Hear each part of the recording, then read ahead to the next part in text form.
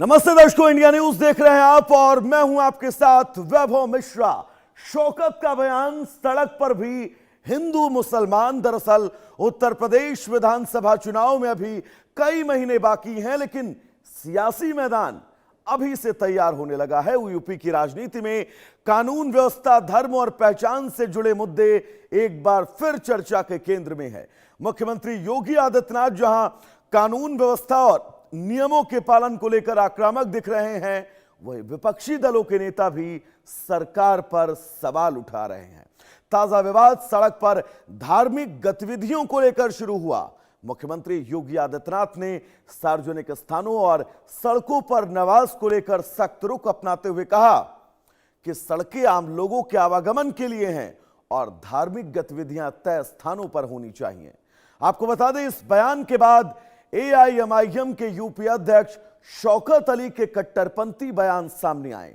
उन्होंने सवाल उठाया कि अगर सड़कों पर नमाज को लेकर नियम बनाए जा रहे हैं तो वही नियम कांवड़ यात्रा जैसे आयोजनों पर भी लागू होने चाहिए। शौकत अली के इस बयान के बाद यूपी की सियासत में अब नया विवाद खड़ा हो गया है। बीजेपी उस मुद्दे को कानून व्यवस्था और समान नियमों से जोड़ रही है, जबकि विरोधी दल से राजनीतिक एजेंडा बता रहे हैं। चुनावी साल से पहले ऐसे मुद्दे अक्सर राजनीति बहस का हिस्सा बन जाते हैं, क्योंकि इनका असर सीधा मतदाताओं की भावनाओं से जुड़ जाता है।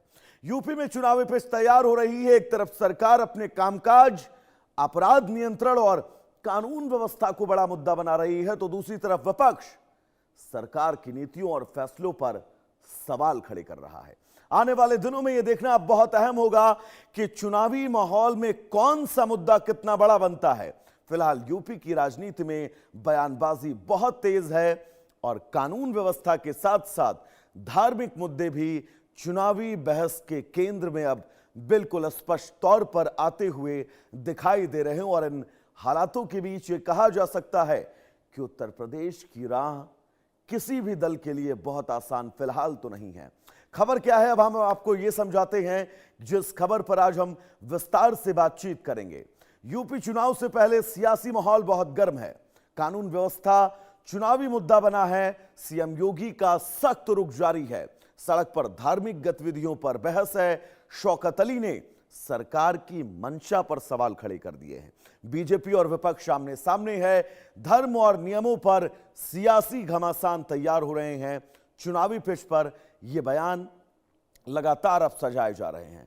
तो चलिए दर्शकों, चुनाव से पहले मुद्दों की लड़ाई क्या है, यह जानना बहुत जरूरी है। दरअसल चुनाव से पहले मुद्दों की लड़ाई अब सभी दलों में देखी जा रही है। कानून व्यवस्था, अपराध पर कार्रवाई, धार्मिक आयोजनों के नियम, तुष्टीकरण बनाम समान कानून का मुद्दा, विकास और प्रशासन, रोजगार और महंगाई, जातीय समीकरण, वोट बैंक की राजनीति, ये तमाम मुद्दे अब लगातार उत्तर प्रदेश में चुनावों से पहले जनता के बीच दिखाई दे रहे हैं। इन तमाम मुद्दों को लेकर बहुत महत्वपूर्ण ये कि किन मुद्दों पर, किन बातों पर उत्तर प्रदेश की जनता आखिर विश्वास करे, यह समझना बहुत जरूरी होगा। लेकिन मुख्यमंत्री योगी का रुख क्या है, यह हम आपको बिग वॉल के जरिए बताएंगे। सड़कें आवागमन के लिए हैं, यह बात मुख्यमंत्री योगी आदित्यनाथ ने कही है। अगली पेट आप दिखाइए। नियम सबके लिए समान है, यह बात मुख्यमंत्री योगी आदित्यनाथ ने कही है। कानून व्यवस्था सर्वोपरि है, जिसका जिक्र मुख्यमंत्री हमेशा करते हैं। अगली प्लेट, जबरन कब्जा नहीं चलेगा, यह बात मुख्यमंत्री योगी आदित्यनाथ बिल्कुल साफ कह चुके हैं। और सबसे महत्वपूर्ण यह पॉइंट कि इस प्रदेश में किसी को भी मनमानी करने नहीं दिया जाएगा, और अगर आप मनमानी करेंगे तो उत्तर प्रदेश की सरकार का हंटर आपके ऊपर तय है चलकर रहेगा। तो ये वो तमाम स्थितियां हैं जिन स्थितियों के चलते ये कहा जा सकता है कि यूपी में जीरो टॉलरेंस की नीति को लेकर लगातार जो स्थितियां हैं, उन स्थितियों के बीच अब बहुत सारे सवाल। हमारे साथ दो मेहमान जुड़े हुए हैं। डॉक्टर एचएस रावत हैं, ज्योतिषी हैं। रावत साहब, आपका बहुत स्वागत है। हाजी नाजिम जुड़े हुए हैं, पीस पार्टी के प्रवक्ता हैं। नाजिम साहब, बहुत स्वागत है आपका इंडिया न्यूज पर। और डॉक्टर एचएस रावत, हिंदू धर्मगुरु, हमारे साथ जुड़े हुए हैं। तो सबसे पहले रावत साहब, मैं आप ही के पास आना चाहूंगा। इन बयानों को लेकर यह कहा जा रहा है एआईएमआईएम की तरफ से एआईएमआईएम की तरफ से कहा जा रहा है कि सिर्फ और सिर्फ प्रदेश में नफरत की राजनीति फैलाई जा रही है। आप कैसे देखते हैं, जवाब दीजिएगा। हमारे साथ शौकत अली जी भी जुड़े हुए हैं, समाजवादी पार्टी के प्रवक्ता हैं। शौकत साहब, आपका भी बहुत बहुत स्वागत है। सर जवाब दीजिएगा, फिर अगला सवाल शौकत साहब मैं आप ही से करूंगा। जी, सबसे बड़ी बात है कि अगर आप लॉ एंड ऑर्डर मेंटेन करोगे तो कहीं ना कहीं अपोजिशन तो आरोप लगाएगी। और लॉ एंड ऑर्डर सबके लिए बहुत जरूरी है, वो हिंदू हो चाहे मुसलमान हो। अगर कोई हिंदू भी गलत करता है तो उसके लिए भी लॉ एंड ऑर्डर मेंटेन करना बहुत जरूरी है, और अगर कोई मुसलमान लॉ एंड ऑर्डर तोड़ता है तो उसके लिए भी बहुत जरूरी है। लेकिन होता क्या है, प्रदेश में जैसे ही सख्ती की जाती है वैसे ही मुसलमान अपना रोना शुरू कर देते हैं। वो विक्टिम कार्ड खेलना शुरू कर देते हैं कि मुसलमानों के ऊपर अत्याचार किया जा रहा है, मुसलमानों को तंग किया जा रहा है। जब सच्चाई ये है कि सबसे ज्यादा पॉपुलेशन उत्तर प्रदेश में अगर है तो हिंदुओं की है, और सबसे ज्यादा सख्ती का सामना वही लोग कर रहे हैं। ऐसा नहीं है कि क्राइम को हिंदुओं को छूट दे रखी है, मुसलमानों को छूट नहीं दे रखी है। तो इस वजह से बातें करना, बेकार की बातें करना, सरकार को सब बहुत बदनाम माफी के करना, साथ मैं तो आपको कोई रोकना ये बात है चाहूंगा। नहीं। मैं बयान क्लियर कर दूं, क्या बयान है। बयान दरअसल ये है कि जब सड़क पर आप नमाज पढ़ने की इजाजत प्रदेश के अंदर नहीं दे रहे हैं, मुख्यमंत्री खुद मंचों से ये अपील करते हुए नजर आ रहे हैं, तो कांवड़ यात्रा के दरमियान सड़क पर जो कांवड़िए चलते हैं उनको फिर क्यों इजाजत दी जा रही है। ये दो तरफा रवैये की बात जो है वो कही गई है।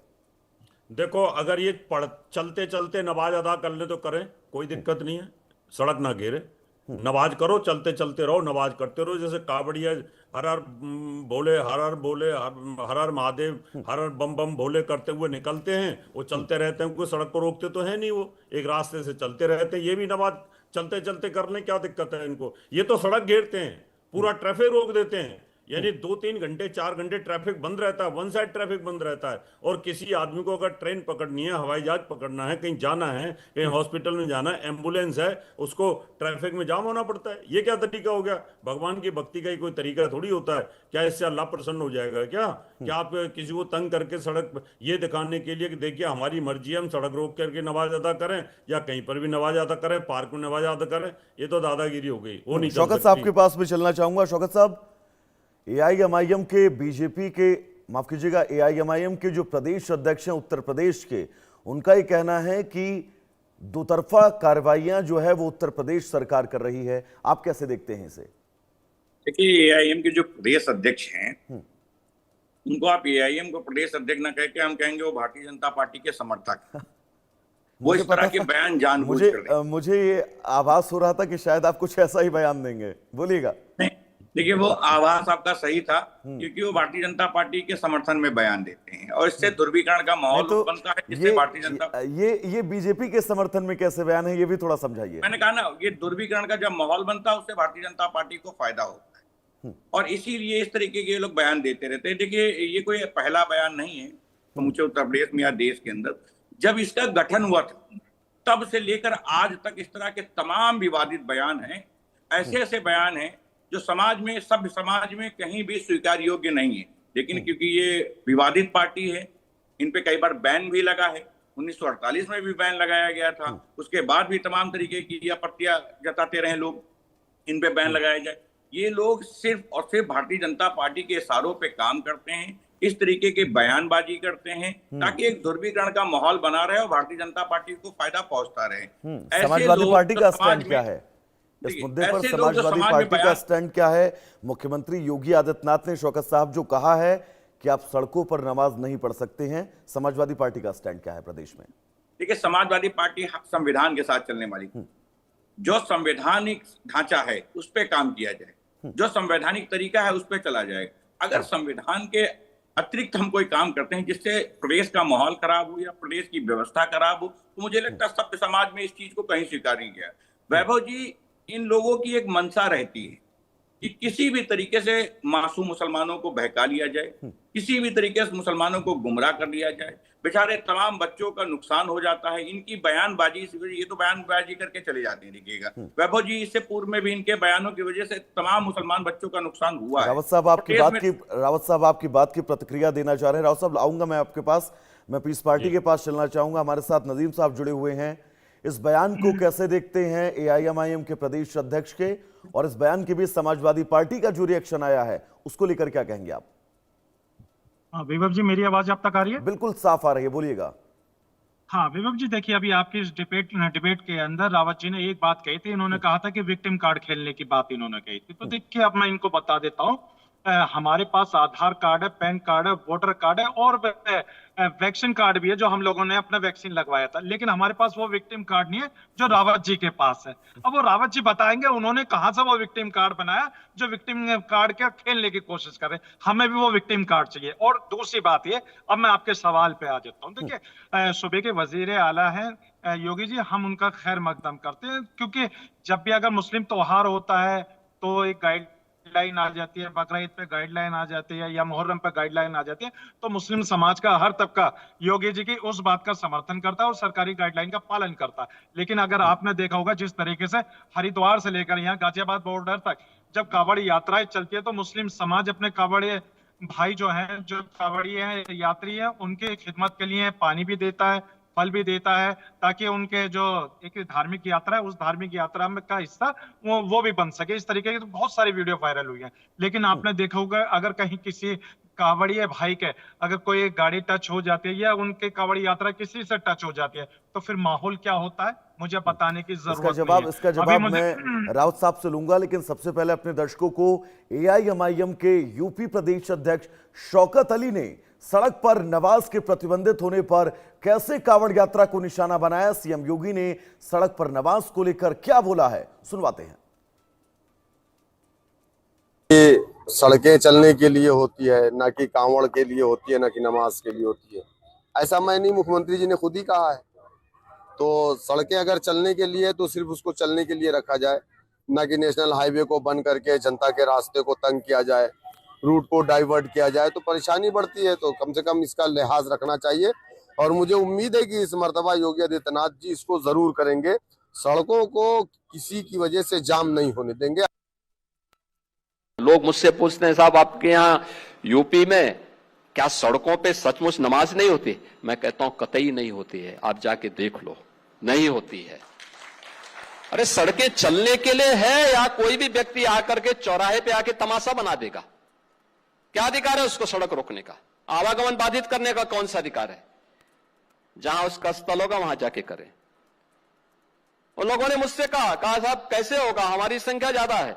हमने कहा शिफ्ट में कर लो, तुम्हारे घर में रहने की जगह नहीं है तो भाई संख्या नियंत्रित कर लो, और नहीं है सामर्थ्य क्यों बेकार आगे संख्या बढ़ाई जा रहे हैं। और ये चाहिए आपको कि अगर आपको सिस्टम के साथ रहना है तो याद करना हम उन नियम और कानून को मानना शुरू करें। कानून का राज होगा, कानून के राज को सबको समान रूप से लागू करेंगे। नमाज पढ़नी आवश्यक है, आप शिफ्ट में पढ़िए, हम उसको रोकेंगे नहीं, लेकिन सड़क पर नहीं। तो आपने सुना उत्तर प्रदेश के मुख्यमंत्री योगी आदित्यनाथ ने स्पष्ट शब्दों में क्या कहा और एआईएमआईएम के प्रदेश अध्यक्ष ने क्या कुछ कहा है। राव साहब, शौकत अली की बात का आप जवाब देना चाह रहे थे, एक बार दीजिएगा जवाब, फिर मैं आपके पास आऊंगा। देखिए, उन्होंने जो कहा है, बड़े अच्छे प्रवक्ता हैं शौकत अली जी। वो भारतीय जनता पार्टी पे जो आरोप लगा रहे हैं वो बी पार्टी है इनकी। मैं इनको बताना चाहता हूँ, ये कहते हैं कि धर्म का ध्रुवीकरण करते हैं और भारतीय जनता पार्टी को फायदा होता है। मैं शौकत अली जी को बताना चाहता हूँ कि जब आरएसएस भी नहीं थी, कि 1925 में आरएसएस का जन्म हुआ और 1950 के बाद में जनसंघ बना, लेकिन उससे पहले मुस्लिम लीग थी। और किस प्रकार से मुस्लिम लीग ने नंगा नाच किया था ये सबको पता है। ध्रुवीकरण किसने किया? हिंदू मुसलमानों का, मुस्लिम लीग ने किया। और ये आज से तो चल नहीं रहा था, बहुत पहले से चल रहा था। तो अब किसी पार्टी पे आरोप लगा देना कि ये जो पार्टी है ध्रुवीकरण करती है, इसका बेनिफिट इसको मिलता है। बेनिफिट तो आप लोग लेते रहे सारे के सारे, और आप मुलायम सिंह ने सबसे ज्यादा बेनिफिट लिया है M/Y फैक्टर बना करके। उन्होंने तो हिंदुओं के ऊपर, कार सेवकों पर गोली तक चलवा दी और फिर बाद में ये कहा अगर मैं गोली ना चलवाता तो मेरी तो वोट बैंक खराब हो जाती है, और अगर मुझे और चलानी पड़ती तो मैं और गोली चला देता। तो फायदा किसको मिल रहा है? मुसलमान वोट बैंकों को अपनी तरफ ध्रुवीकरण करने के लिए जब आप निर्दोष कार सेवकों पे गोली चला सकते हो शौकत अली जी, तो ये बताइए, तो आप हज हाउस बनवा सकते हो, हमारी 84 को उसकी परिक्रमा को रोक सकते हो, श्रृंगार गौरी की पूजा रोक सकते हो, सारे काम तो आपने किए ध्रुवीकरण के लिए। तो आरोप भारतीय जनता पार्टी पे कैसे लगाओगे? अगर भारतीय जनता पार्टी ये मांग कर देती है कि भाई 3 हमारे मंदिर हैं और तीनों गुलामी के भोग रहे हैं गुलामी, उनको आज़ादी नहीं है, तो आप इन्हीं मंदिरों को हमें दे दो, उस पर भी आप बोलने के लिए तैयार नहीं है, तो कम से कम आपको 100 करोड़ हिंदू हैं उसकी आस्था का ध्यान तो आपको रखना पड़ेगा ना। और जहां कावड़ की बात की अभी अपना पीस पार्टी के प्रवक्ता साहब ने, तो कावड़ के अंदर चल रहा होता है आदमी, कोई सड़क रोक करके खड़ा नहीं होता। जब इकट्ठा होगा तो चलेगा तो है ना सड़क के ऊपर। और रही आपने कहा कि हम तो पानी भी पिलाते हैं, देखो आपने कहा कि बहुत सारे वीडियो वायरल हो रहे हैं पानी पिलाने के, वीडियो वायरल तो मूत्र पिलाने के भी हो रहे हैं, वीडियो वायरल तो थूक से रोटी पे लगा करके उसको भी देने के वायरल हो रहे हैं, समोसा के अंदर ब्रेड पकौड़ा के अंदर बीफ का जो बीफ है वो भी दिया जा रहा है, वीडियो वायरल तो वो भी सब हो रहे हैं। और आप किसी बात का नाज़िम साहब जवाब देना चाह रहे हैं। नाज़िम साहब लौटूंगा मैं आपके पास, मुख्यमंत्री योगी आदित्यनाथ कुछ कह रहे हैं, सुनवाते हैं अपने दर्शकों को। पहले तब तो एक तुर्क आकर के यहां पे अपमानित करता था और यहां के देसी मुसलमानों को भी अपमानित करता था, अपनी टोपी को अपनी आंख में लगा करके उनको चिढ़ाने का काम करता था, अपने को बाबर का वंशज कह करके लगातार यहां के लोगों को, भारत और भारतीयों को अपमानित करने का काम करता था। लेकिन अब तुर्क की तुर्कई नहीं चलेगी, अब नहीं चल सकती है। अब तो संबल में वही होगा जो हरिहर मंदिर का आदेश होगा, और लैंड रिकॉर्ड ऐसा कि कोई व्यक्ति अगर आज आपकी जमीन पर कब्जा करने का दुस्साहस कर रहा है तो उसके जिनको हम 100 साल के बाद भी उसकी कब्र से निकाल करके वापस करवाने के सामर्थ्य रखेंगे। नाज़िम साहब बात तो वही पहुंच गई, मुख्यमंत्री योगी आदित्यनाथ के इस बयान से लेकर संभल का भी उन्होंने जिक्र किया, मथुरा काशी हर जगह का वो जिक्र करते हुए नजर आए। हाँ विभव जी, देखिए अभी यहाँ पर माननीय योगी जी का जो बयान आप बार बार दिखा रहे हैं, उन्होंने बिल्कुल सही कहा। इस सड़कों पर कोई भी धार्मिक आयोजन नहीं होना चाहिए, ना हम कहते हैं कि ना नमाज होनी चाहिए, ना अन्य कोई धार्मिक आयोजन होनी चाहिए। सड़क बिल्कुल चलने के लिए होती है। बिल्कुल देखिए उनकी बात से हम पूरी तरीके से मुतमईन है। और देखिए रही बात यहाँ की, हरिद्वार से जो हमारे कावड़ यात्री आते हैं तो उनके लिए एक अलग से डोर बना दिया जाए ताकि कोई भी दिक्कत परेशानी किसी को भी ना हो। तो ग्रीन कॉरिडोर तो बनाया जाता है मैन साहब, ग्रीन कॉरिडोर तो बाकायदा हरिद्वार से लेकर जहां भी वो जल लेकर जाते हैं बाकायदा ग्रीन कॉरिडोर बनता है। हाँ वैभव जी, मैं वही तो कह रहा हूं किया जाता है। विभू जी एक अलग से सड़क बना दी जाए, एक निर्माण कर दिया जाए। तो देखिए मैं तो अपने हिंदू भाइयों की आस्था का पूर्ण रूप से सम्मान करता हूँ। अच्छा, एक अलग से सड़क निर्माण कर दिया जाए। और एक चीज और देखिए यहाँ पे अभी आई थी मुस्लिम लीग की। तो मैं आपको थोड़ा सा इस पर रोशनी डालना चाहता हूँ। देखिए मुस्लिम लीग को कौन चला रहा था? जिन्ना चला रहा था। ये वही जिन्ना है जिन्होंने हमारे भारत का टुकड़े कराए, और जो भारत में जब भारत के 2 टुकड़े हुए तो वो काले इतिहास हम लोग कभी नहीं भूल सकते, कभी नहीं भूल सकता, क्योंकि मुसलमान इस काले इतिहास को कभी नहीं भूल सकता। जिन्ना से लौट आइए, शौकत साहब के पास भी मुझे जाना है। सुन तो लीजिए, बात पूरी हो जाने दीजिए सर। अच्छा ठीक, जल्दी कंप्लीट करिएगा। बस 10 सेकंड। मैं ये कहता हूँ कि जिन्ना से बड़ी मोहब्बत है रावत जी को, क्योंकि जिन्ना की बेटी भारत के अंदर महाराष्ट्र के अंदर शादी हुई थी, लेकिन जिन्ना ने पाकिस्तान बनाया था। खैर वो मकसद नहीं है हमारा इस तरीके का। अब बात यहाँ पर रहती है, वो फिर लंबी चर्चा का विषय हो जाएगा। मैं ये कहता हूँ जिन्ना की बहन को पाकिस्तान वाले रॉक एजेंट बताते थे, फिर वो लंबी बहस हो जाएगी सर। हाँ मैं ये कहता हूँ वैभव भाई, देखिए अभी कावड़ यात्रा पे वो बात चल रही है, तो देखिए बिल्कुल हमारे हिंदू भाइयों की आस्था है और हम अपने पूर्ण रूप से अपने हिंदू भाइयों का आस्था का सम्मान करते हैं।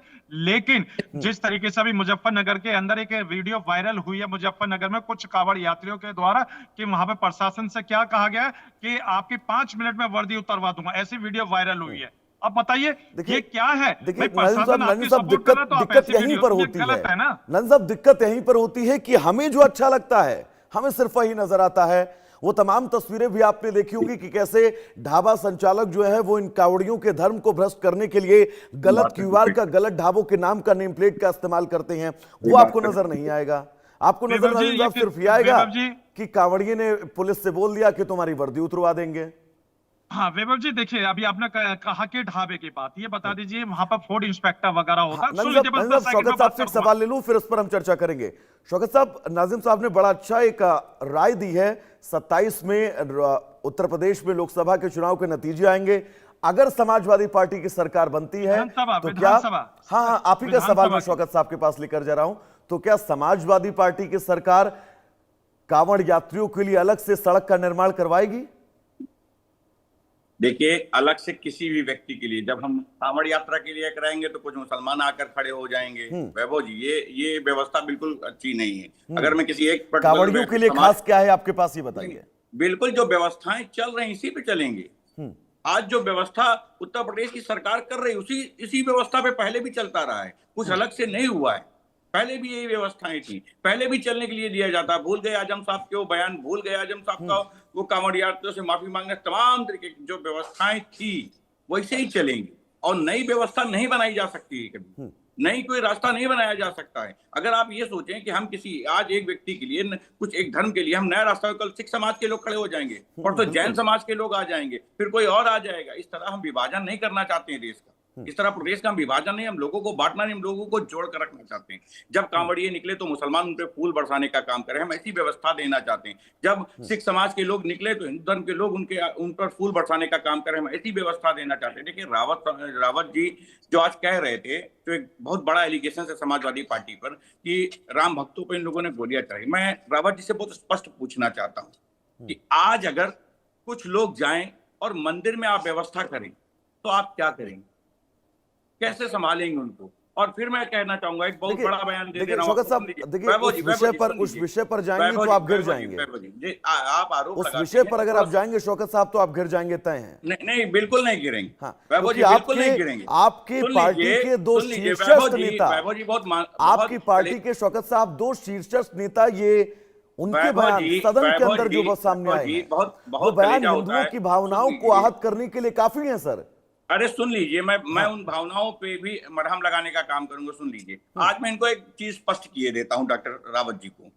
अगर वहां वो व्यवस्था मुसलमान खराब कर रहे होते, मैं आज भी कह रहा हूं, मैं पहले भी कह चुका हूं, अगर वो व्यवस्था मुसलमान खराब कर रहे तो गोलियां उन पर भी चली, क्योंकि इस देश में व्यवस्था खराब करने का अधिकार किसी को नहीं दिया। मैं एज ए मुसलमान इस बात को स्वीकार कर रहा हूं कि अगर कोई भी व्यवस्था मुसलमान खराब करेगा तो कार्रवाई और गोली वो भी खाएगा, कार्रवाई का भी शिकार होगा और गोली भी खाएगा, क्योंकि इस देश में व्यवस्था। राव साहब क्या जवाब देंगे? फिर मैं आपके पास वैभव जी, मैंने स्टार्टिंग में कहा था शौकत अली बहुत अच्छे प्रवक्ता हैं, अच्छी बात करते हैं। शौकत अली ने जो बात कही है राउत साहब, उन्होंने कहा कि अगर अच्छी करी है, लेकिन उस जगह पर मुस्लिम भी होता, वो लॉ एंड ऑर्डर अगर तोड़ रहा होता तो गोली उस पर भी चलती। लेकिन कहां चली है? मैं वही तो कहना चाहता हूं कि मुजफ्फरनगर के दंगे हुए थे, है ना, और जो दंगों का मैं जवाब दे दूंगा इस पे वैभव जी। मैं जवाब पहले आपकी बात को जवाब दे दे, फिर मैं आपके पास आऊंगा। शौकत साहब बोलिएगा। उसको अरेस्ट करने के लिए वहां पर एसएसपी और डीएम जाते हैं और बाद में वहां ऑर्डर आता है नेताजी का, और उस ऑर्डर के बाद उसको वहां से उठा लेते हैं, वीआईपी सुरक्षा देते हैं, बाई सिक्योरिटी देते हैं, हवाई जहाज से उठा करके लखनऊ लेके आते हैं और उसको प्रमोट कर देते हैं। दंगों का आरोपी ये स्थिति रही है। आजम खान की स्थिति किसी से छिपी नहीं है। वो मिनिस्टर थे और जब नवरात्रे आते थे तो उस समय हमारे माइक बंद करवा देते थे और बोलते थे कि इससे हमारी नमाज में प्रॉब्लम्स होती है और हमारी जो नमाज अदा करते हैं उसमें दिक्कत आती है, उसको उतरवाइए, बंद करिए, ये नहीं चलेंगे। तो ये तो सामने प्रूफ है, इनको आप नकार थोड़ी सकते हैं कहीं ना कहीं। लेकिन शौकत अली जी ने कम से कम इस बात को एक्सेप्ट किया है कि भाई अगर हिंदू हो चाहे मुसलमान हो, गोली सब। नाज़िम साहब बड़ी देर से कुछ कहना चाह रहे हैं, नाज़िम साहब बोलिएगा और इस पर भी जवाब दीजिएगा। शौकत अली का कहना है कि अगर मुस्लिम भी कानून व्यवस्था तोड़ते तो गोली चलती उन पर भी। हाँ वैभव जी, देखिए मैं उसी सवाल का जवाब देता, लेकिन आपका बहुत कम सवाल शब्दों में है दीजिएगा तो मुझे सर, क्योंकि समय सीमा जो है वो इजाजत नहीं दे रही है। हाँ वैभव जी, देखिए जिस तरीके से शौकत साहब ने कहा कि अगर मुसलमान होते तो उनपे भी गोलियां, आजम खान साहब के लिए ये क्या कर रहे हैं इनकी पार्टी यार, ये आज है उनके बनाई हुई यूनिवर्सिटी पे किस तरीके से बुलडोजर चलने के लिए तैयार है। ये कभी नहीं बोलते मुसलमान की कितनी लिंचिंग हो जाती है, कभी नहीं बोलते, लेकिन इन्होंने मुस्लिम समाज को सिर्फ और सिर्फ वोट का रोबोट समझा है कि बटन दबा और मुस्लिम समाज इनको वोट देते। अपने मंचों पर से तो मुस्लिम समाज को ये धक्का देते और अभी आपके सामने इन्होंने कह दिया कि अगर मुसलमान होता उसको भी गोली लगवा देते। इससे ज्यादा मुसलमानों के साथ आप और क्या कर सकते, मुसलमानों से आप दरी बिछवाते और सिंहासन के गद्दी पे आप लोग बैठते। अब ये नहीं चलेगा। उत्तर प्रदेश के अंदर 2027 का चुनाव में मुस्लिम समाज ने मन ठान लिया पूरी तरीके से। खैर, ये जिस तरीके से शौकत साहब 2027 का के बयान है, चुनाव में बड़ा क्या कुछ शर्मनाक होगा, बयान है अब सब इनका। कुछ जनता के हाथ में है। समय यहां पर इजाजत नहीं दे रहा है आगे चर्चा को और बढ़ाने की। फिलहाल आप तीनों मेहमानों का बहुत बहुत शुक्रिया हमें समय देने के लिए और इंडिया न्यूज के जरिए अपनी बात को दर्शकों तक पहुंचाने के लिए। एक छोटा सा ब्रेक, कहीं जाइएगा नहीं, बहुत जल्द वापस लौटेंगे।